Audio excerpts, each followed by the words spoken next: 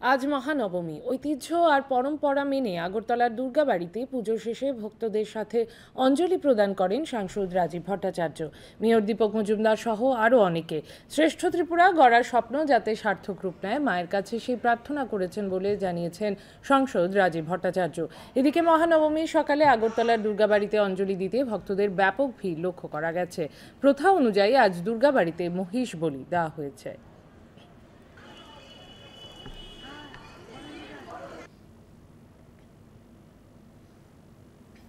আমাদের ত্রিপুরা রাজ্যের সবচেয়ে বড় উৎসব, জাতি জনজাতি সকল অংশের মেলবন্ধনের ঐক্যের উৎসব এই শারদীয়া দুর্গা উৎসবের অনেক অনেক শুভেচ্ছা জানাচ্ছি। এবং এই পূজার দিনগুলি আমরা সবাই শান্তিপূর্ণভাবে এবং ত্রিপুরা রাজ্যে আমরা যে চিরাচরিত ঐতিহ্য রয়েছে সেই আমরা রীতি নীতি মেনে আমরা সেই উৎসব পালন করেছি।